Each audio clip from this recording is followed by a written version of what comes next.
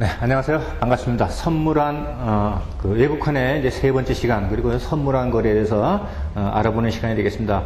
앞 시간에서도 이제 우리가 쭉 외국환에 대해서 이제 살펴보았는데, 참 어렵다는 이제 그런 생각을 가지시게 되는데, 사실 따지고 보면 그렇게 이제 어려운 내용은 아닌데, 여기에서 이제 사용되는 용어가 참 생소하고, 그래서 상대적으로, 좀 어렵게 느껴진다는 것이지, 그 내용이 이렇게 이제 어려운 것은 아닙니다. 그래서 여기서 사용되는 그 용어의 개념, 그것만 잘 이해를 해주시면 되겠습니다.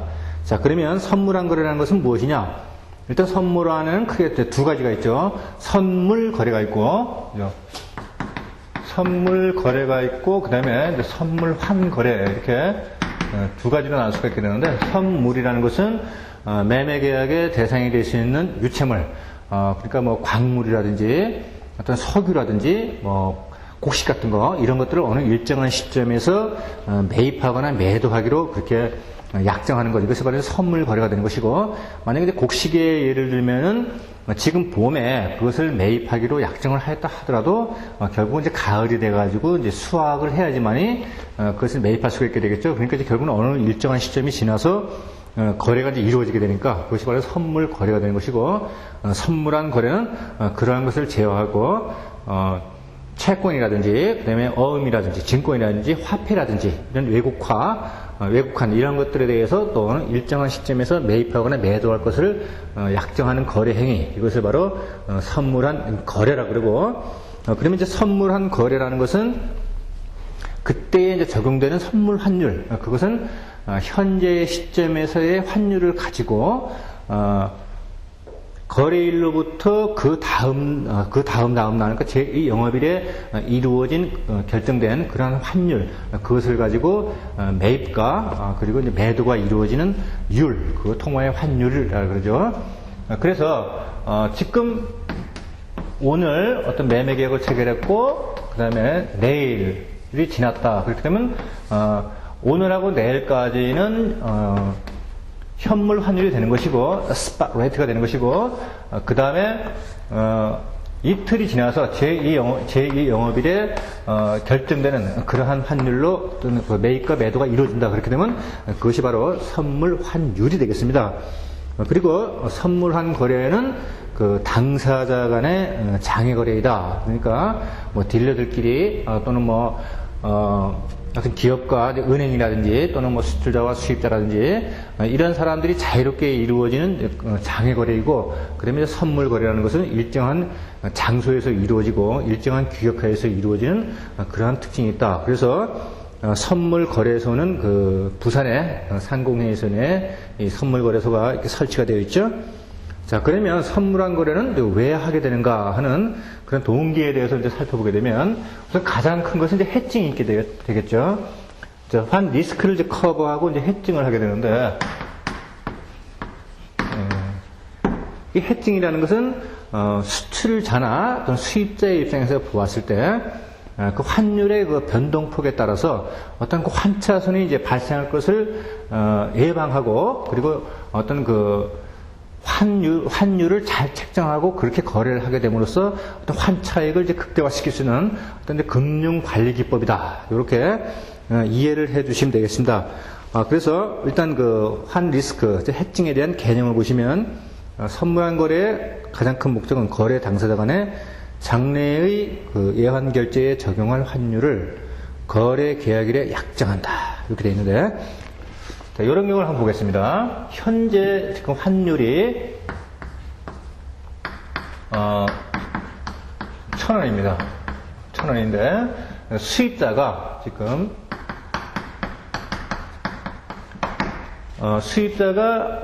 물품을 수입을 할 때 이제 결제 대금이 만약에 10,000불이다라고 이렇게 이제 가정을 해보면은, 총 수입 자금은 10,000불입니다. 10,000불이고 현재의 그 환율은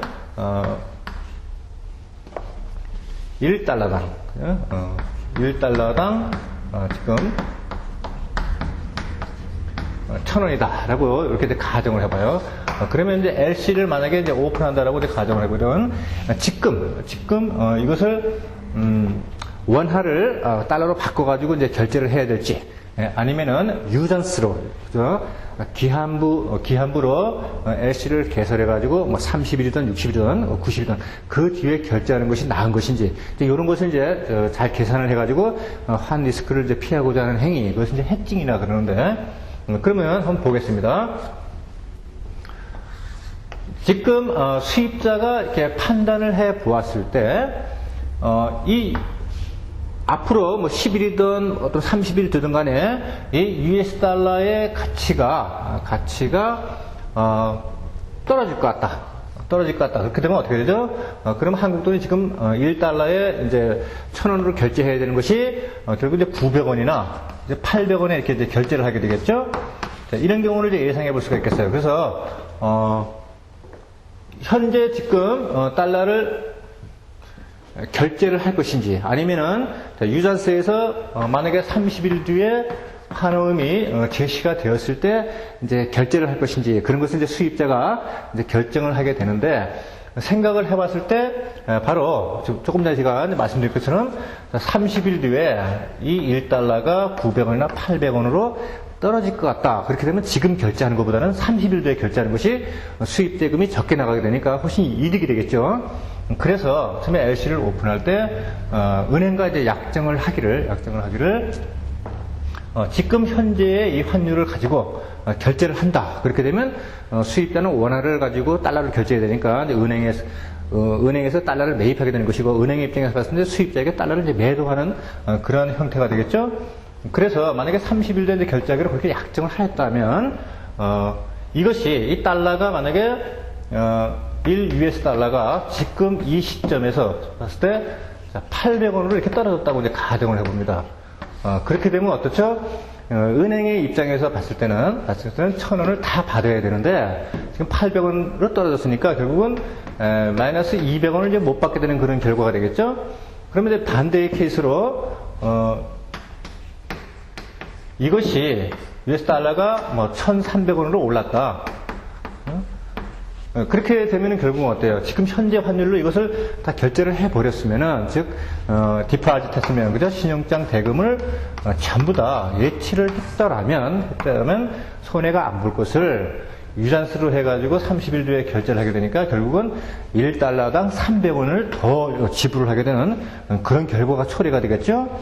그래서 이러한 것들에 대해서 이제 정확히 예측을 해서 수입 자금을 언제 결제하는 것이 옳은지, 또는 이제 수출자 입장에서 봤을 때는 수출 대금이 들어왔을 때 그것을 언제 결제하는 것이 옳은 것인지, 어떠한 것이 환차손을 피하고 그냥 환차익을 극대화할 수 있는지, 그러한 것들을 잘 판단해서 또 외환 관리를 하는 기법, 그것이 바로 그 해칭을 하게 되는 그런 이제 동기가 되겠습니다. 그러면 이제 환투기라는 것이 있게 되는데, 환투기라는 것은 뭐 우리 같은 보통 소시민이나 중소기업에서 이제 하는 것은 아니고, 은행과 은행끼리 또는 은행과 기관, 그러니까 뭐 국민연금공단이라든지 보험회사라든지 이런 회사들이 어떤 단기간에 그 환차익을 노리고 뛰어드는 이제 그 부동산 투기라든지 또는 뭐 주식 투기라든지 그러한 범주에 들어가는 상당히 그 많은 자금이 동원되는 그러한 행위라고 하겠습니다. 그래서 보통 이제 은행 같은 경우는 환 딜러들이 이제 바로 이런 것을 하게 되죠. 그래서 여기서는 그냥 개념만 이해하시고 그렇게 중요한 사항은 아니니까 환투기가 무엇이다 하는 정도만 그냥 이해를 해 두시면 되겠습니다. 자, 그 다음에 이제 프리미엄과 디스카운트가 이제 있게 되는데, 선물한 거래에 적용되는 가격, 선물 환율을 스팟 레이트를 이제 출발점으로 해서 양 통화 간의 이자율 차이를 감안해 산출한다. 이렇게 되는데, 자, 다시 이제 이런 경우를 한번 보겠습니다. 그죠? 그럼 수입자가 지금 결제할 것을 이렇게 30일 뒤에 하게 됐으니까 결국은 은행으로 봤을 때 마이너스 200원의 손실이 발생했고, 그 다음에 수입자 입장에서 지금 이렇게 달러 가치가 이제 상승하게 되면 한국 돈이 내려가가지고 300원을 더 이제 지불을 하게 되잖아요. 그렇게 되면 이 300원은 누가 가져가냐? 그럼 결국은 그때 약정하기로 은행하고 약정을 했으니까 이 300원의 더 차익은 바로 은행이 이제 가져가게 되죠. 그런데 재밌는 것은 요렇게 됐을 경우는 어떻게 되느냐? 마이너스 200원의 손실이 발생했을 때 이제 은행이 이것을 다 손실을 고스란히 떠안느냐? 꼭 그건 아니죠. 그래서 이제 은행은 이 수입자에게 만약에 유잔스를 저렇게 이제 오픈할 것 같으면은, 즉 환거래 약정을 그렇게 한다면은 환 변동보험을 이제 들 것을 요구를 하게 되죠. 그래서 이제 은행이 생각하는 그러한 손실의 폭이 이제 크게 되면은, 바로 이러한 경우가 발생하게 되면 바로 이제 환 변동보험에 의해서 이것을 상쇄를 하게 되고, 결국은 이렇게 300원이 더 수입자로부터 추가로 이제 지출되는 이러한 이익은 결국은 이제 은행이 가져가게 되는. 그러니까 이제 그 수입자와 은행 간의 사이에서 보게 되면 수입자가 좀 불리한 그런 위치에 있다고 하겠죠. 그래서 이것이 만약에 수입자와 은행 거래가 아니고 이제 은행과 은행과의 큰 돈이 이제 오고 가는 그러한 환투기 같은 그러한 경우라고 우리가 한번 예상을 해보면, 이것이 만약에 1,300원이 아니고 1,500원, 그죠? 그 다음에 이것이 뭐 400원 정도로 막 뚜둑 떨어진단 말이에요. 달러 가치가 막 떨어진단 말이에요. 그렇게 되면 어떻게 돼요? 결국 어느 한쪽이든지 이제 피해를 상당히 많이 보게 되겠죠. 그래서 너무 많이 떨어져도 안 되고 너무 많이 올라가도 안 되고, 그래서 어느 일정한 정도까지의 이런 그 차이를 이렇게 두게 되죠. 그래서 이것이 만약에 1,000원이다 그러면 800원까지는 안 떨어지게. 그다음에 이게 1,300원이다 그렇게 되면은 결국 이것이 환율이 폭락을 한다 하더라도 그 1,500원까지는 떨어지지 않고 이거 한 1,200원 정도만 이렇게 하자. 그죠? 서로 이제 매매 당사자끼리 이렇게 약정을 맺는 것이죠. 그래서 그 폭이 너무 이것이 크다. 그렇게 되면 좀 내리고 하는 것을 이게 디스카운트예요. 이게 디스카운트고, 그 다음에 너무 내려가 있으면 이걸 좀 끌어올리고 하는 것이 이제 프리미엄이 되겠습니다. 그러면 이제 결국은 그 우리 증권시장에서 상한가, 하한가 해서 일정한 요일만큼 하루에 증권 그것이 떨어지거나 올라가는 것은 이제 제한을 두고 있죠. 그죠? 만약에 이것을 제한을 주지 않는다면 어떻게 돼요? 오늘 내가 증권을 한 1,000만원치 사다, 5,000만원치 샀다, 주식을 샀다, 그렇게 된 것이 오늘 갑자기 폭락을 해가지고 그것이 제로가 됐다. 그러면 망하는 사람이 부지기수로 나오게 되겠죠. 결국은 그것은 건전한 증권시장의 활성화에도 저해 요소가 되겠습니다. 그래서 이 선물 환율에 있어서도 어느 일정한 폭까지 올라가거나 떨어지는 것을 서로 이렇게 약정해 놓은 것. 그래서 이렇게 이런 상황은 어떤 지금 달러 가치가 지금 내려가고 원화의 가치가 올라가는 이런 형태가 되겠죠. 그렇게 되면 결국은 어떻습니까?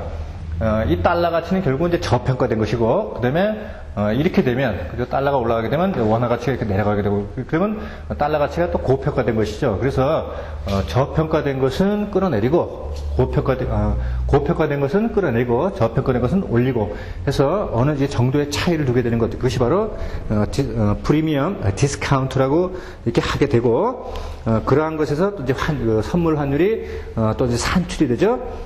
그래서 고금리 통화에게 불리해진 그러한 교환의 정도, 그것을 디스카운트, 즉 너무 올라갔으면은 내려오게 하고, 그다음에 너무 내려갔으면 올라오게 해서 적정한 그러한 그 위험에 대해서 상승시켜주는 그러한 행위, 그런 것을 서로 약정을 맺는 것, 그것이 바로 디스카운트, 프리미엄이라고 이렇게 이야기를 하는 것이죠.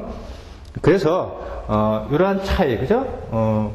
디스카운트된 이러한 차이, 그 다음에 프리미엄을 어느 정도로 정할 것이냐 하는 이러한 차이, 이러한 차이를 가감해서 산출되는 것이 바로 swap rate예요. swap rate가 돼서 이것이 바로 선물 환율이 이제 되는 것이죠. 자, 그 다음에 현물환이든 선물환이든 간에 bid rate, 즉 매입률은 off rate보다 항상 낮아야 된다. 이렇게 되는데, 이것은 너무나 당연한 얘기가 되겠습니다. 만약에 1달러를, 그죠? 이렇게 1,000원에 샀으면은, 은행에서는 어때요? 1,200원에 팔아야지만이, 200원에 이런 차이가 나겠죠. 그죠? 그러니까 결국은, 어때? 매입하는 것은 이러한 매도율보다 결국은 낮아야 되겠죠. 그래서 너무나 당연한 얘기 되겠고, 그 다음에 선물 환율의 bid offer는 뭐예요? bid은 매입이고, 이제 offer는 매도잖아요. 그래서 bid offer spread, 즉 선물 환율에 있어서, 선물의 환율에 있어서의 그 사자와 팔자와의 그 차이, 그것을 이제 스프레드라고 그랬어요. 바로 이것은 현물 환율의 bid offer spread보다는 커야 된다. 이것은 너무나 당연하겠습니다. 그죠? 현재 현물 환율에서 거래의 폭이 이런데 앞으로 선물 환율의 폭이 더 커야 되겠다. 만약에 이 안에서 현물 환율보다 선물 환율의 스프레드가 작다. 그렇게 되면 어떻게 돼요? 뭐 거래하는 아무 의미가 없겠죠. 그죠?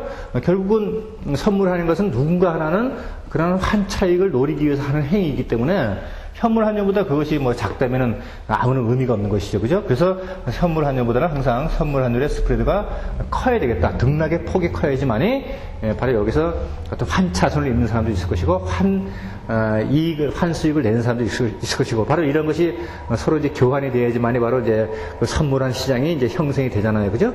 바로 이제 그렇게 이해를 하시면 되겠습니다. 그 다음에 이제 선물 환율의 결정이다. 그래서 선물한 거래는 현물한 거래와는 달리 외환의 매도, 결제가 장래의 일정 시점, 즉 선물환율 시점이 되겠죠. 그래서 선물한 결제일에 이제 이루어지게 되니까 양통화의 교환 비율은 현물환율과 같이 섰다. 너무나 이제 당연한 얘기가 되겠습니다. 그죠? 결국은 환차손을 피하고 환수익을 올리기 위해서 이러한 그 선물 환율을 적용해서 이렇게 하게 되는데 지금 환율이나 미래의 환율이나 같다라면 그것은 뭐 결국은 하나만한 그러한 이제 행위가 되겠죠. 그래서 이제 선물 환율의 그 양통화의 금리 차이, 그러니까 한국 돈과 그 달러의 그러한 차이 요율, 그것에 이제 마진율을 더하고 뺀 것.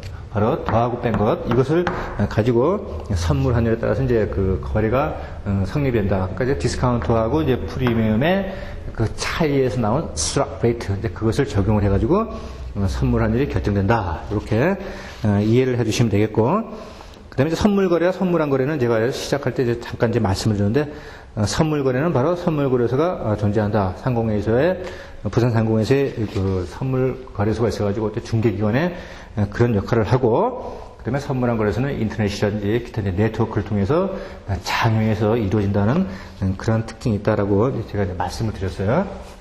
자, 그 다음에 이제 선물의 규격화가 있다. 선물하는 거래는 거래 당사자 간의 그 합의에 의하여 거래가 성립되지만 선물 거래는 미리 거래소에서 결정되어진 규격에서 거래가 성립된다. 자, 이건 무슨 얘기냐면 우리가 이제 그 석유를 한번 예를 들어보겠습니다. 그 원유를 예를 들게 되면 원유는 보통 이제 그 세 가지가 있죠. 처음에 이제 두바이유가 있게 되고, 그 다음에 이제 브렌트유가 있게 되고, 그 다음에 텍사스유 이렇게 있게 되죠. 그래서 이제 그 원유를 이렇게 이제 등급을 매기는 것은 그 원유에서 정제를 해가지고 이제 산출할 수 있는 그 휘발유의 양이 어느 정도가 나오느냐. 100으로 봤을 때 휘발유 양을 이제 많이 뽑아낸다. 그렇게 되면 그것은 텍사스 중질유에서 최고급유가 되고 그 비율에 따라서 이제 텍사스 브렌트, 두바이유 이렇게 이제 구분이 되죠. 그래서 우리나라 같은 경우에 이제 그 원유를 이제 수입할 때 거의 한 70% 정도가 이 두바이유를 이제 수입을 하게 되고, 그래서 우리나라의 그 유가 정책이라는 것은 바로 이제 두바이유에 여기에 기초로 해서 이제 유가 정책을 이제 수립을 하게 되죠. 그런데 두바이유는 이제 그 정제에서 휘발유 양이 텍사스유보다는 이제 적다. 그러니까 저급유가 되는 것이고, 텍사스유는 이제 많이 뽑아내서 이제 중질유에서 최고급유가 되는 것이죠. 그런데 바로 이렇게 등급에 따라서 분류되어 있는 이런 규격화된 표준을 가지고 이제 거래를 한다 하는 것이 바로 선물 거래와 이제 선물한 거래의 이제 차이점이 되겠는데, 그러면 이제 텍사스에서 나오는 석유만 최고급이냐, 그래서 텍사스유다 이렇게 부르는 것은 아니고, 예를 들어서 뭐 중국이라든지, 그다음에 뭐 베네수엘라든지, 그다음에 뭐 사우디아라비아, 자, 이런 데서 이제 나오는 그러한 석유가 함량을 그 석유를 이제 그 산출해내는 그런 양을 봤을 때 그것이 텍사스유의 기준에 가깝다. 그러면 바로 뭐 사우디에서 나오는 석유도 텍사스에 들어가는 것이고, 베네수엘라에서 나오는 그런 석유도 여기에 들어가는 것이고, 또 여기에 또 다른 석유, 중국산 석유는 또 브렌트유에 또 들어가는 것이고, 이런 식으로 이제 그룹에 따라서 이렇게 세분에 대해서 결정이 되는 것이죠. 그러니까 이것은 이제 규격화되어 있는 그러한 율에 따라서 이제 거래를 한다 하는 것이 차이점이라고 하겠습니다. 그 다음에 선물 거래는 또 청산서가 이제 존재를 하게 된다. 선물한 거래는 이제 장외 거래니까 각각 그 매매 계약자의 사이에 결제로 이루어지지만, 선물 거래라는 것은 그것을 중개해주고 있는 중개소에서 그것이 이루어져야 되기 때문에 선물거래소에서 이루어지죠. 그래서 그러한 계약이 너무 이제 거액이 이제 오고 가니까 그러한 계약의 파기라든지 또는 원활한 그 계약 진행 사항을 감독하고 또 보호해주는 그리고 보존해주는 그런 청산소가 이제 존재하는 것이 다른 점이 있겠다. 그리고 또 매일 정산제도라는 것이 있는데 선물한 거래는 바로 계약의 만기일이 전엔 정산할 필요가 없다는 것이 선물 계약과 다르다. 그죠?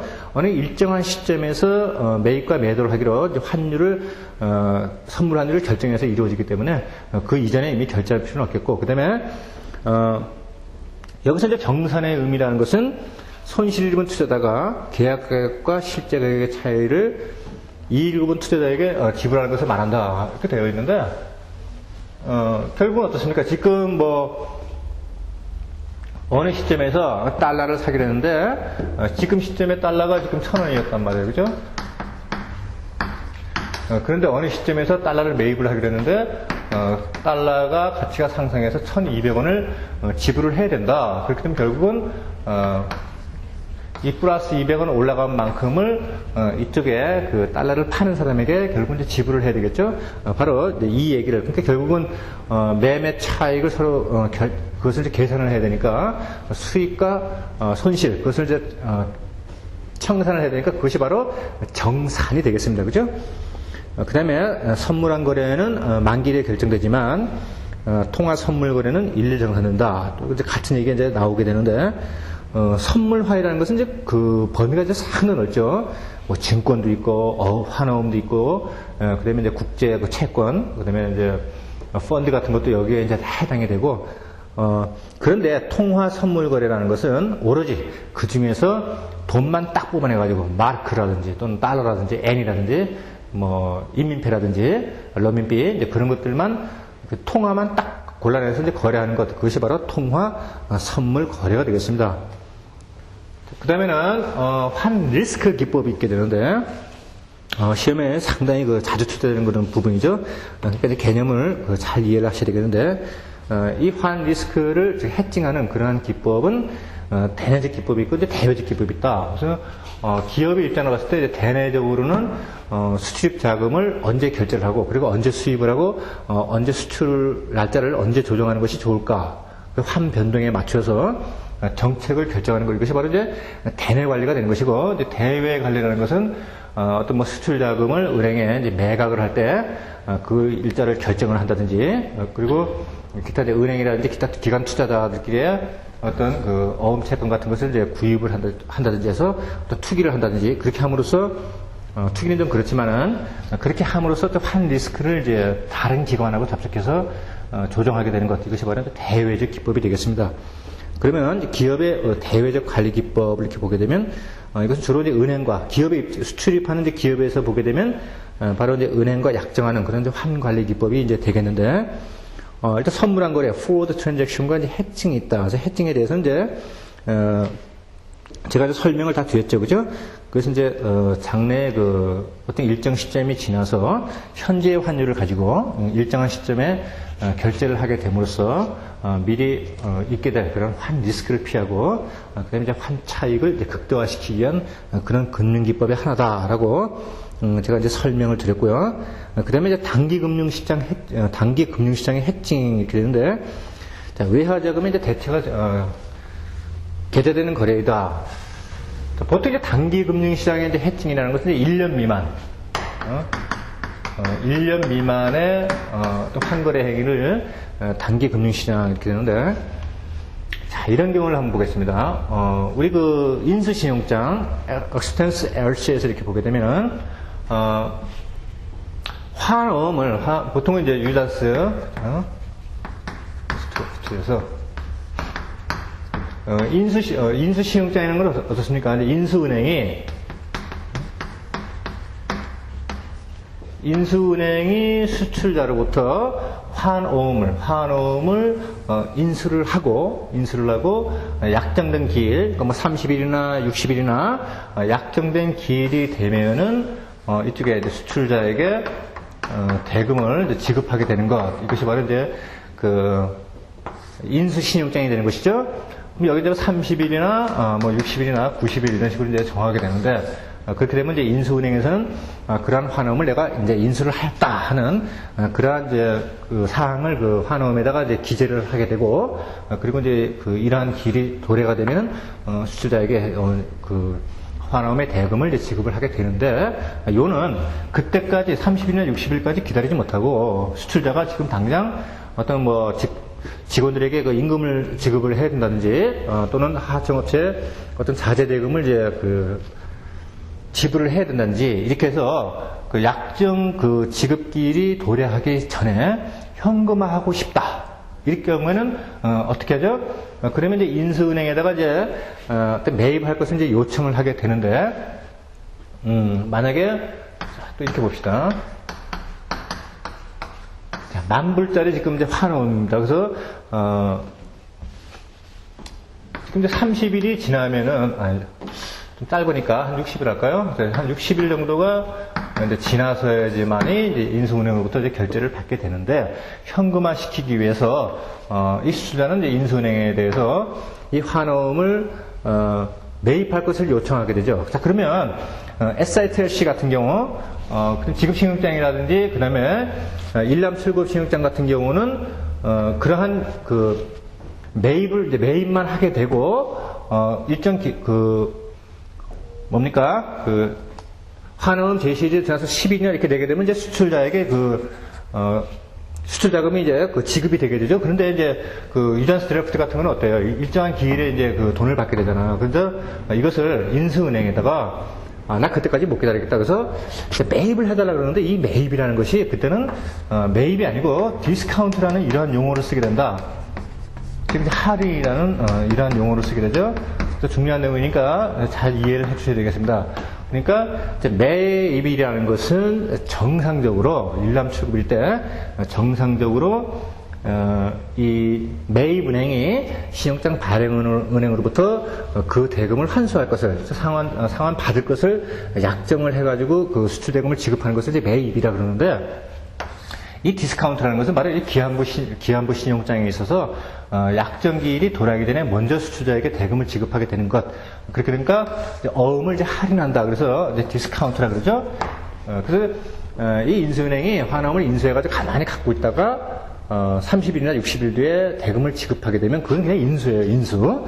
그런데 수출자의 요청에 의해서 이것을 선지급하게 된다. 그렇게 되면 그때는 그것은 이제 디스카운트라고 그러게 된다. 그러면 이 은행에서 수출자에게 현금화 시킬 때 그냥 이걸 다 주지는 않고, 어차피 그것도 비즈니스니까 다 주지 않고 어떤 일정한 이자를 공제하고 수출자에게 지급을 하게 되죠. 그러니까 뭐 0.5%의 어떤 이율을 적용한다. 그렇게 되면 10,000불 줄 것을 뭐 9,500불을 이렇게 준다든지, 이렇게 해서 선이자를 떼고 이제 수출자에게 지급을 하게 되죠. 그렇게 되면 이 은행에서는 이렇게 디스카운트된 이러한 또 환어음을 가지고 은행 시장에다, 즉 뱅크스 마켓에다가 이것을 내놓게 되죠. 그래서 0.5%의 인수한 거를 뭐 0.6%의 요율을 붙여서 다른 은행에게 이것을 팔고, 또 다른 은행은 또 다른 어떤 기관 투자자, 뭐 연금공단이라든지 보험회사라든지 이런 데 또 이제 팔아가지고 서로 이것의 그 차익을 주고받게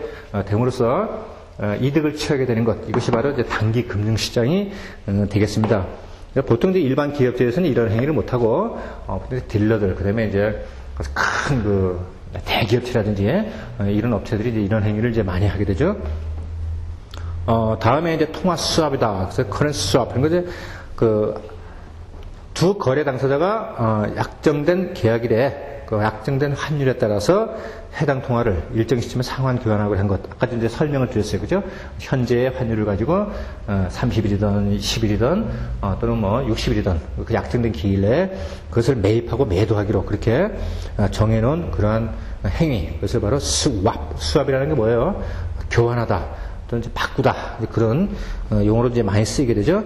그래서 이제 일단 자금 조정을 하게 되고, 그 다음에 현재의 그 부채, 그 수출 자금과 이제 수입 자금의 그 형평성을 이루기 위해서 환 관리에 들어갈 때 그때 적용되는 그러한 그 환율, 그 미래에 이제 지금 결제하는 것보다는 나중에 결제하는 것이 훨씬 원화가 적게 지출된다든지, 또는 수출 자금 같은 것도 결국 내가 지금 달러를 보유하고 있는데 지금 파는 것보다는 나중에 어느 일정 시점에 파는 것이 원화로 환산했을 때 더 많이 받겠다. 그렇게 되면 그때 가서 매매하기로 이제 약정하는 것. 그것이 바로 이제 수합이죠. 그 다음에 통화 선물은 제가 이제 다 설명을 드렸고, 통화 옵션이 이렇게 있어요. currency option 이렇게 되는데, 환율 변동이 불확실한 외환 시장에서 외환 거래에 수반되는 환 리스크를 방어하거나 또는 재정 거래를 통하여 추가 이익을 실현할 수 있는 매매 선택권부 외환 거래. 이렇게 되는데 말이 참 어렵죠, 그죠? 이것은 결국은 뭐예요?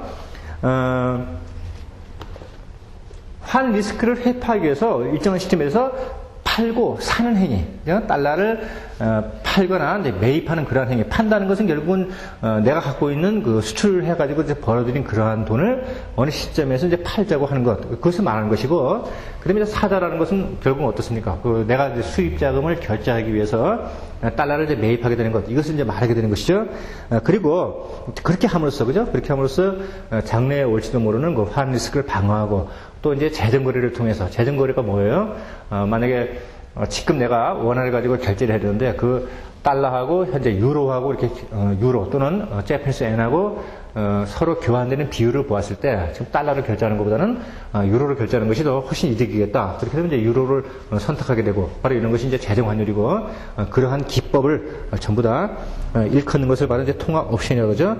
그래서 콜 옵션. 그래서 말은 상당히 어려운데 결국은 이것은 콜 하는 게 뭐예요? 이제 불러들이는 거잖아요. 그죠? 그러니까 이것은 매입, 사자 하는 경우가 바로 콜 옵션이고, 언제 어느 시점에서 내가 그 달러를 매입을 하겠다라고 그렇게 약정일을 정하게 되는 것, 그러한 권리, 그런 것을 바로 콜 옵션 이렇게 이야기를 하게 되는 것이죠. 그래서 옵션 계약상 매매 대상에 되는 기초자산을 매입할 수 있는 그러한 권리다 이거죠. 결국은 뭐 달러를 어느 시점에서 사고 팔고 하는 것은 어때요?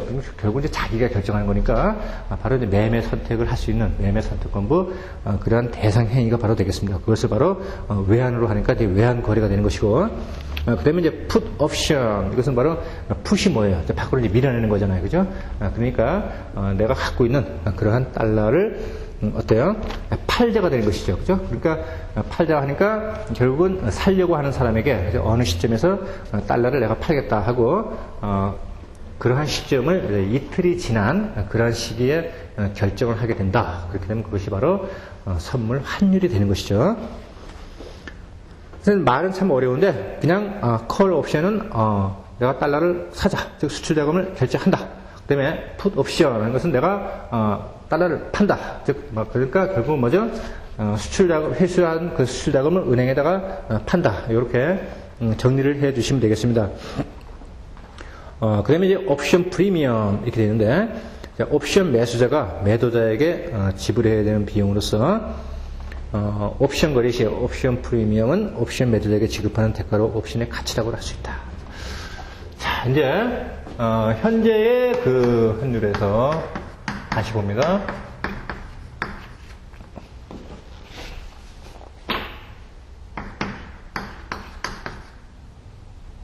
현재 환율이 이래요. 현재 환율이 이제 이런데, 지금 달러를 많이 가지고 있는 사람이 어느 일정한 시점에서 이 달러를 팔기로 그렇게 이제 약정을 하였단 말이에요. 근데, 뭐 10일 들어갑시다. 그런데 팔기로 달러를 팔았으면은, 원화가 훨씬, 지금 이거보다, 그죠? 이거보다 많이 들어와야지만 이제 이득을 보게 되겠죠. 근데, 거꾸로 이것이 환율이 떨어져가지고, 이 달러 가치가, 원화의 가치가 높아졌단 말이에요. 그래서, 만약에 이것이 900원이 됐다. 그럼 800원이 됐다. 그러면 결국은 어떻게 돼요? 이쪽에 팔려고 하는 사람은 괜히 팔아가지고, 그죠? 지금 팔았으면 1000원을 받을 건데, 앞으로 그 괜히 팔아가지고, 마이너스 100원이나 이제 200원에 이런 손실이 보게 되죠. 그런데 그 손실의 정도가 작으면 괜찮은데, 이렇게 너무 확 폭락해가지고, 뭐 400원이나 뭐 600원이 된다. 이렇게 되면, 결국 이제 살려고 하는 사람은 어때요? 이 팔려고 하는 사람은 상당한 그 손실이 올 수 있게 되겠죠. 그래서 팔기는 파는데, 어느 일정한 수준으로 이것이 달러가 떨어지게 되면은, 그것에 대해서 하한선을 두자 하는 것. 그것은 뭐라고요? 프리미엄이라고 그랬죠? 바로 그러한 것들. 이쪽에 이렇게 매도자가 행할 수 있는 그러한 그 통화 옵션의 가치. 이것을 바로 이제 옵션 프리미엄이라고 얘기할 수 있는 것이죠. 그러니까 이제 그러한 것을 이제 그 결정해주는 그 프리미엄 폭을 결정해주는 그러한 권리는 바로 매수자가 그것에 이제 동의를 해야지만이 이루어지게 되니까 결국은 이것은 이제 옵션 매수자가 이제 갖고 있는 그러한 그 옵션이다. 이렇게 이해를 해주시고 이것을 바로 또 이제 옵션의 가치다. 이렇게 말할 수 있는 것이죠. 그 옵션의 가치라는 것은 결국은 약정된 날짜에 이제 교환될 수 있는 그런 환율의 가치 이렇게 이해를 해주시면 되겠고, 자 그다음에 이제 종합 포지션이 있다. 캐시 포지션, 그다음에 현물한 포지션에서 스팟 포지션, 그리고 선물한 포지션, 포워드 포지션 이렇게 되는데, 만약에 지금 이제 100만 원을 이렇게 한국 돈으로 이렇게 갖고 있단 말이에요. 그럼 이게 이제 원화죠, 이건. 이건 원화가 되는데, 이 원화를 지금 이제 스팟 레이트가 되는 것이죠. 지금 이걸 달러로 환산했을 때, 이것의 가치는 얼마일까? 100만 원이 될 수도 있고, 90만 원이 될 수도 있고, 110만 원 될 수도 있고, 그렇겠죠, 그죠? 지금 원화를 이제, 달러로 바꿔보게 되면. 그런데, 이러한 가치를 갖다가 다시 또, 어느 일정한 시점에서 선물한 거래 계약을 맺었는데, 그때 가서 환산될 수 있는 돈의 가치. 자, 그것은 바로, 선물한 이제 포지션이 되는데, 바로 이 세 개를 전부 다 종합을 해서 하나의 그 평균치를 낸 것. 이것이 바로 이제 종합 포지션이 되게 되는데, 결국은 이제, 달러하고 원화하고의 그런 가치, 그래서 현재의 그 환율과 미래의 환율과의 그러한 차이를 이제 말하게 되니까, 이건 원화를 말하는데 캐시 포지션은 큰 의미는 없고, 결국은 그 현물한 포지션과 바로 선물한 포지션 이 두 개를 합친 개념, 그것에 대한 어떤 그 평균치를 내 가지고 환산한 것, 그러한 어떤 시점, 그런 것을 바로 이제 종합 포지션이라고 이렇게 말을 하게 되는 것이죠. 그 다음에 이제 디스카운트가 있게 된다, 그죠? 아까도 조금 전에 제가 설명을 다 드렸었는데, 자, 수출업자가 수출한 어음의 만기일 전에 은행에 할인 매각하여, 아까 그 인수은행에서, 그죠? 어떤 그 한어음의 그 정해진 지급 날짜를 이제 기다리지 않고 조기에, 그죠? 그래서 현금화하는 것, 그것을 이제 디스카운트 한다 그랬어요. 바로 이제 그러한 것을 이제 말하게 되는 것이고, 그 다음에 이런 경우는 이제 어떤 경우에 발생하게 되느냐. 아까는 제가 이제 설명을 드릴 때 어떤 기업의 이제 운영 자금이 이제 필요해서 그 디스카운트를 한다라고 이제 제가 이제 말씀을 드렸는데, 이거 비슷한 개념으로 평가 결상이 예상이 될 때, 여기서 이제 평가 결상이라는 것은 한국 돈의 가치가 올라가고 달러는 이제 내려가게 되는 것. 그러니까 지금 한국 돈이 만약에 1,000원이다. 그래서 한국 돈이 어느 일정한 시점에 교환을 해봤을 때 800원에서 700원이 됐다. 그렇게 되면 결국은 어때요? 달러의 가치는 내려간 것이고, 원화의 가치는 이렇게 올라가게 된 것이죠. 이제 평가 절상이 되는 거예요. 근데, 이것이 수입자 입장에서 봤을 때는 원화를 적게 결제하니까 유리하겠지만은, 수출자 입장에서 봤을 때는 이것이 어떻게 돼요? 1,000원 받을 거를 결국은 800원, 700원으로 환산돼서 내가 달러를 받게 되니까, 그건 수출자 입장에서 봤을 때는 시큰 거 수출하고 결국 이제 적자를 보게 되는 그런 경우가 생기게 되겠죠.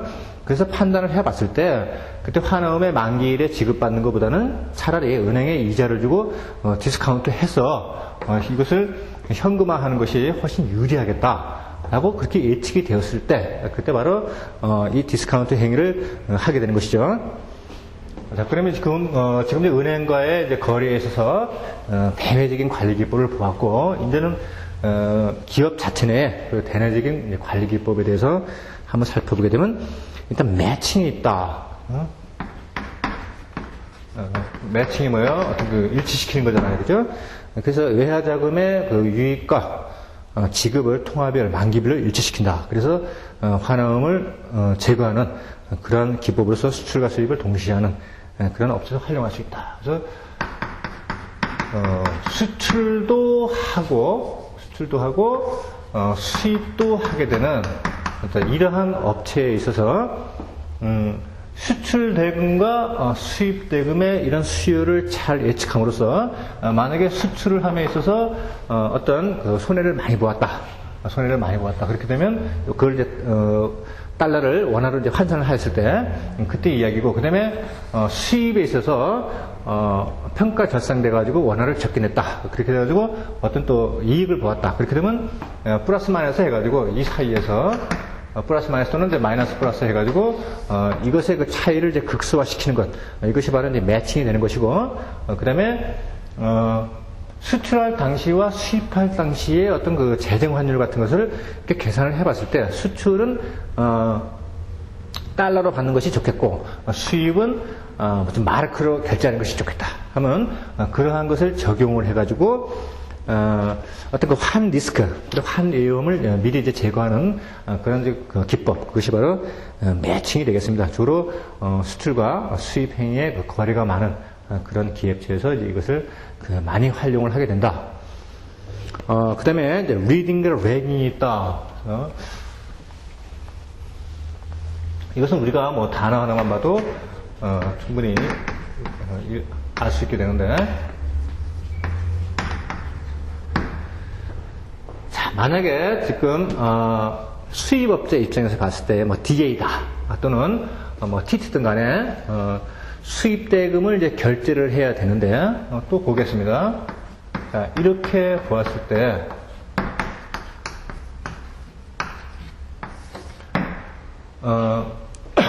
앞으로 이렇게 판단을 잘 해봤을 때, 이 달러가, 어떻습니까? 달러가 가치가 이렇게 상승할 것 같다. 그렇게 되면, 만약에 이 결제를 해야 되는 날짜가 한 30일 뒤다라고 이렇게 가정을 해봅니다. 근데 여기서 생각을 해봤을 때 이것이 나중에 30일이 지난 그 시점에서 봤을 때 1달러에 만약에 뭐 1200원을 할 것 같다. 그렇게 되면 어떻게 돼요? 그 대금 결제하는 것을 미루지 않고 지금 빨리 결제를 해버리는 게 훨씬 이득이 되겠죠. 수입자 입장에서 봤을 때는. 그래서 어떤 그 자금 결제일의 그 만기일이 도래하기 전에 그 환차선을 피하기 위해서 미리 결제를 해버리는 것, 이것이 바로 리딩이 되겠습니다. 그러면 이제 어떤 그 언제 지급하기로 이렇게 딱 서로 이렇게 약정이 되어 있는 그러한 거래 관계에서는 이제 자기 마음대로 뭐 지급을 빨리 한다든지 늦게 한다든지 이제 이런 것이 이제 힘들어지게 되니까 결국은 어떤 그룹의 그 본 지점간, 외국에 나가 있는 그런 지점 간 거래라든지, 그리고 어떤 기업과 기업끼리 서로 이제 정책적으로 이제 연합했을 경우에 바로 이제 이런 경우가 그 적용이 될 수가 있겠죠. 그 다음에 이제 반대의 현상이 있겠습니다. 래깅을 이제 보게 되면은 수입, 이제 수출업체에 이제 해당되는 것이죠. 자, 수출업체가 이제 수출을 해가지고, 지금 이제 10,000불을 이제 벌어들였다고 이렇게 가정을 해봅니다. 근데 이것을 이제, 어떤 돈에 이제 활용을 하면 이제 그 달러는 이제 원화로 바꿔야 되겠죠. 그럼 결국은 이제 은행에다 팔아야 되고, 은행 입장에서 봤을 때는, 수출자로부터 달러를 이제 매입하게 되는 이제 그러한 거래 행위가 이제 발생을 하게 되는데, 가만히 보았을 때 지금 이제 그 환율이 이렇단 말이에요. 1달러에 1,000원이란 말이에요. 근데, 수출업체가 보았을 때 이것이 이와는 이제 반대의 경우죠, 그죠? 나중에 좀 시기를 놓치게 되면 이것이 환율이 올라가서 한국 돈의 가치가 떨어지겠다. 그래서 1달러가 뭐 한 1,300원쯤 되겠다. 그죠? 한 달 뒤에 판다든지 2달 뒤에 판다든지 이렇게 가정을 해봤을 때 그렇게 되면 어떻게 돼요? 지금 원화로 바꾸는 것보다는 그 외화를 그냥 통장에 딱 가지고 있다가, 그죠? 이렇게 환율이 올라갈 때 그때 팔아버리게 되면은 상당히 그 환에 있어서 그 매매 차익을 이제 노릴 수가 있게 되겠죠. 그래서 이런 것도 이제 상당히 그 중요하죠. 수출업체에서 물건을 잘 만들어서 내다 파는 것만이 그 능사가 아니다. 그죠? 물건을 잘 팔아서 나중에 수출대금을 회수한다 하더라도 현재 환율이 막 폭락을 한다든지 등락을 거듭하게 되면 어때요? 결국은 100만원 벌 거를, 정상적으로 100만원 벌 것을 환율 때문에 90만원만 번다든지 80만원만 번다든지 이런 경우가 생기겠죠. 그러니까 결국은 장사 잘하고도 미치게 되는 그런 경우가 생기게 되는데, 바로 이런 것에도 기업체에서도 이런 환 관리에 대해서 상당히 그 관심을 이제 많이 그 기울여야 되는 그런 시점에 와 있고, 요즘 같은 경우에 지금 달러의 가치가 지금 상당히 많이 떨어져 있죠. 그래서 원화의 가치가 이제 상당히 올라가 있는 그런 상태다. 그래서 수출 업체에서는 그 채산성을 맞추는데 상당히 그 고심을 하고 있는 그런 현실이죠. 자, 그다음에 상계가 있다. 네팅 하게 되는데, 주로 이제 다국적 기업의 이제 본 지점간 또는 지사상호 간에 발생하는 채권 채무를 개별적으로 결제하지 않고 일정 기간 경과한 후에 서로 상기하는 기법 이렇게 되는데 해외에 나가 있는 어떤 그 본점의 지점하고 어떤 무역거래 행위가 이렇게 있었다. 그런데 그것에 대해서 결제를 만약에 매월 뭐 10일 날 이렇게 하기로 되었다. 근데 이쪽에서 10일 날 결제하려고 보니까 본점에서 이것을 달러로 이제 결제를 해야 되는데 이때 환율이 굉장히 안 좋단 말이에요. 1,000원 결제할 거 1,500원 결제하게 되고 그래서 적자가 날 것 같다. 그러면 이러한 결제 날짜를 뒤로 미뤄서 환율이 안정될 때까지 뭐 20일이나 30일 뒤에 결제하는 식으로 이렇게 해서 조정을 하게 되는 것. 이것이 바로 이제 네팅이 되게 되는데 결국 이것은 이제 어떤 엄격한 그 룰이 적용되는 이제 은행이라든지 또는 기관이라든지 이런 것들하고는 이렇게 자기 마음대로 결제를 막 바꿀 수가 없잖아요. 그래서 기업의 본 지점 간, 그 다음에 상호 업무 체계로 되어 있는 그러한 회사, 지사 상호 간에 발생하는 그 채권 채무를 통해서 그 한 리스크를 피할 때 쓰이게 되는 기법, 그것이 바로 네팅이 되겠습니다. 그 다음에 이제 가격 정책을 보게 되는데, 가격 정책은 이제 프라이싱 팔러시. 뭐 이거는 뭐 간단하죠. 만약에 지금 1달러에 1,000원의 가격을 주고 이제 수입을 했다. 그런데 수입해서 판매되는 시점에 보았을 때 그것이 그때 이제 결제해야 될 자금이 만약에 1,200원을 결제하게 된다. 그렇게 되면 어떻게 돼요? 결국은 수입을 해가지고 이제 팔아봤자 큰 이득이 나지 않겠죠. 그래서 앞으로 그 달러가 오를 것을 대비해서 지금 수입할 때 그 국내 시장에 이제 물건을 팔 때는 그런 환차 손해에 대한 것까지 얹어서 가격을 조정을 해가지고 국내 시장에 공급을 해야지만이 적정 마진을 유지할 수 있게 되겠죠. 바로 이런 것이고, 그다음에 이제 수출상의 입장에서도 마찬가지. 지금은 어때요? 1달러에 뭐 1,000원이면은 생산성이 나왔지만 이것이 향후 전망을 보았을 때 수출 대금이 돌아올 시점에서는 이것이 뭐 900원이나 800원이 될 것 같다. 그렇게 되면 수출업체는 손해를 보게 되잖아요. 그죠? 그러니까 이렇게 손해보는 것을 예상을 해서 수출하는 그러한 단가를 조정을 해야 되겠죠. 그래서 수입자에게 어떤 가격을 올린다든지 또는 이제 그 기업체 내부에서 어떤 그 원가 절감을 하는 그러한 데 노력을 한다든지 그런 것을 적극적으로 실행하게 됨으로써 미래에 있게 될 그러한 환자선을 회피를 해야 되겠죠. 그것이 바로 가격 정책이 되는 것이고, 그 다음에 이제 자산 부채 관리, 그래서 Asset Liability Management에서 ATM 이렇게 되는데, 그래서 환율의 그 전망에 따라서 기업이 보유하고 있는 그러한 외화, 이건 뭐 달러를 포함해서 이제 마르크, 엔화 이런 거 다 포함이 되는데, 그런 것에 대해서 이제 포지션을 이제 조정을 한다. 갚을 것은 빨리 갚고, 어떻습니까? 이제 원화로 환산하는 것은 좀 늦춘다든지, 뭐 리딩과 레깅을 이제 반복한다든지, 이렇게 해가지고 수익이 나는 것 같은 포지션은 증대시키고, 그다음에 수익이 적을 것 같으면 빨리 매각을 하고, 그렇게 함으로써 또 이제 그 조기 결제하거나 조기 상환함으로써 또 환 리스크를 조정하는 기법, 그것을 바로 자산 부채 관리에서 ATM이라고 그러죠. 자, 그 다음에 이제 환 포지션에서 Foreign Exchange Position 이렇게 되는데, 환 포지션인 것은 지금 외화 표시 자산과 그 다음에 외화 표시 부채와의 차액을 이제 말하게 되는데, 여기서 이제 외화 표시 자산이라는 것은 결국 뭐예요? 수출 자금을 말하는 것이, 내가 수출을 해가지고 어떤 달러를 벌어들였다. 그것을 내가 통장에 가지고 있다. 이렇게 되면 그것이 바로 외화 표시 자산이 되는 것이죠. 또 이런 경우도 돼요. 내가 지금 1,000만 원을 가지고 있는데 그것을 현재 환율로 계산을 해봤을 때 그것이 뭐 10,000달러가 된다 또는 11,000달러가 된다. 그럼 그것을 이제 외화로 이렇게 표시한 게 되잖아요. 그것이 바로 이제 외환 표시 자산이 되는 것이고, 외화 표시 부채라는 것은 이제 결제를 해야 될 그러한 이제 자금을 바로 외화 표시 부채라 그러고, 그러면 외화 표시 자산, 자산과 부채를 뺐을 때 현재 자서의 외환 관리 시점이 어디에 있느냐, 그것을 나타내는 것, 그것이 바로 환 포지션, 그래서 포린 포지션이 되는 것이고, 자, 그것을 가지고 있지만은 어때요? 지금 이것이 자산 빼기 부채가 이제 환 포지션인데, 이 환 포지션이 항상 고정되어 있는 것은 아니죠. 왜냐하면 환율은 유동적이고 상당히 변동하기 때문에 이 자산 가치가 환 포지션이 올라가거나 내려가거나 그것이 변동을 폭이 좀 있겠죠. 자, 그래서 한 포지션을 나타내는 방법에는 세 가지, 스퀘어 포지션, 그 다음에 오버봇, 오버솔드 포지션, 이렇게 세 가지로 나눌 수 있게 되는데, 외국환의 매도압과 매입액이 동일하거나, 외화 표시 자산과 외화 표시 부채가 동일한 그런 포지션. 그러니까 결국 이제, 제로 포지션이 되는 것이죠.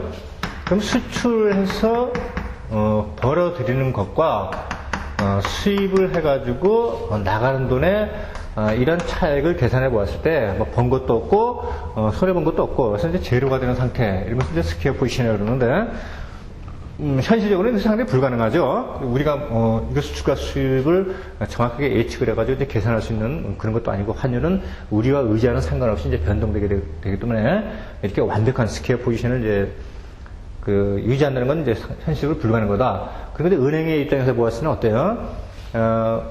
만약에 1달러를 지금 1,200원에 1,000원에 매입을 해가지고 1,200원에 이렇게 팔아야지만이 은행에서는 이제 200원의 이런 매매 차익을 노리게 되는데 결국은 이 달러를 사는 사람이 엄청난 많은 양을 달러를 구입을 하게 된다. 그러면 이 1,200원을 적용하는 것이 아니고 좀 깎아주겠죠. 그래서 1,150원이라든지 또는 뭐 1,180원이라든지 이런 어떤 혜택을 주게 된단 말이에요.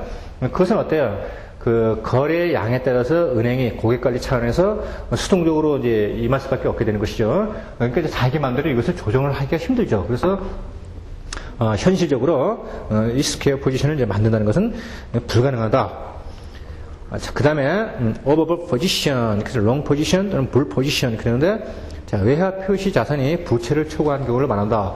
수출과 수입을 이렇게 보았을 때 수출에서 벌어들인 돈이 앞으로 수입 자금을 결제하는 것보다 훨씬 많은 상태. 이것이 바로 오버볼 포지션이 되는 것이고 자신이 받을 외화 금액이 지급할 금액보다 많은 상태를 의미하고 그리고 원화의 지급이 원화의 수입을 초과하게 된다. 이것은 너무나 당연한 얘기가 되겠습니다. 근데 이것도 이제 달러를 많이 갖고 있다고 해서 이제 좋은 것은 아니죠. 달러를 많이 갖고 있었는데 갑자기 그 달러의 그 가치가 하락을 한다. 그렇게 되면 어떻게 돼요? 원화의 가치가 이제 올라가게 되니까 원화의 가치가 올라가게 되는 것은 결국 달러를 이제 바꿨을 때 내가 원화로 받는 돈이 적어진다는 걸 의미하게 되죠.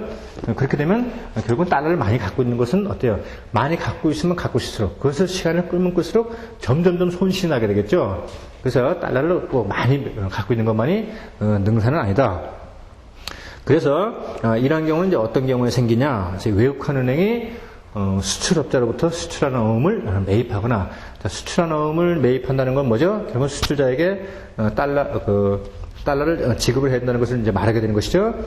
그리고 외국에서 송금된 외환수표, 그래서 달러로 이렇게 붙여왔다. 달러를 붙여왔는데 그 돈을 찾아가야 될 그런 소비자가 돈을 안 찾아가고 그대로 은행에다 이제 놔두게 되면은 즉 자기 예금 잔고에 달러를 원화로 바꾸지 않고 그대로 보존하게 되면 결국 이제 은행의 입장에서는 달러가 자꾸 많아지게 되죠. 바로 이제 이런 경우가 이제 발생하게 되는 것이고 결국은 오버볼 포지션이라는 것은 외화 부채보다는 외화 자산이 많은 상태 그런 것을 의미를 하게 된다. 그 다음에 오버솔드 포지션 이것은 이제 반대의 케이스가 되겠죠. 외화 표시 자산이 부채 자산보다 적은 경우, 그러니까 부채가 더 많은 경우 이걸 말하게 되는데 결국은 어떻습니까? 수출해서 벌어들이는 돈보다는 수입을 해가지고 이제 결제해야 될 돈이 더 많은 상태 이렇게 되는 것이죠. 그러면 어떻게 되죠? 지급할 외화 금액이 받을 외화 금액보다 많은 상태를 의미하고 원화의 수입이 원화의 지급을 초과하게 된다. 그죠? 벌어들이는 돈보다 나가는 돈이 더 많다. 지금 이런 얘기가 되는데 이것은 어떻죠? 자, 매도 초과된 당해 외국환의 가치가 앞으로 하락할 것으로 예상되는 경우에 유리한 포지션이다. 결국은 어때요? 수입 자금에 대해서 결제를 해야 되는데 지금 10,000불을 그죠? 10,000불을 또 이제 결제를 하게 되는데 이거를 계산해 봤을 때 지금 1,000,000원이란 말이에요. 1,000,000원인데 현재로서 이제 부채죠. 이제 결제를 해야 되니까. 그런데 이것이 결제할 그 시점이 돼가지고 환율이 이렇게 떨어지게 되면 결국은 어때요? 1,000만 원 지급할 걸 800만 원, 900만 원 지급하게 되니까 결국은 적은 돈으로 이제 수입 자금을 이제 결제를 하게 되죠. 그러니까 우리가 이렇게 종합을 이렇게 해보게 되면은 달러가 꼭 많다고 해서 좋은 것은 아니고, 그 다음에 달러가 적다고 해서 꼭 나쁜 것은 아니다. 그때 환 변동 시세에 따라서 그것이 유리해질 수도 있고 이제 불리해질 수 있다 하는 것을 우리가 이제 알 수 있게 되죠. 그래서 이제 이러한 경우는 바로 외국한 은행에 이제 수입한 어음 대금의 이제 결제, 그래서 결국 이제 은행에서 이제 돈을 빠져나가야 되는 것이죠. 바로 이런 것들. 그 다음에 외화로서 은행이 이제 은행이라든지 또는 기업이라든지 이런 기업체에서 외부로부터 어떤 채권을 발행해가지고 외화를 도입했을 때 그것을 이제 상환하게 되는 그러한 경우.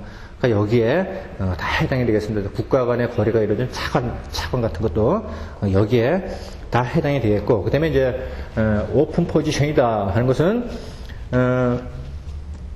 오버버 포지션과 그다음에 오버솔더 포지션, 이것을 이제 두 개를 다 이제 합쳐버리게 되면 이것은 이제 오픈 포지션이라고 이렇게 부르게 되는데, 자, 이러한 포지션들은 우리가 임의적으로 조정할 수 있는 것이 아니고 그때 환율에 따라서, 그리고 어떤 투자자의 공격에 의해서 그 환율이 이렇게 변동되게 되니까 어때요? 항상 그 환 리스크에 이것이 항상 그 노출되어 있는 것이죠.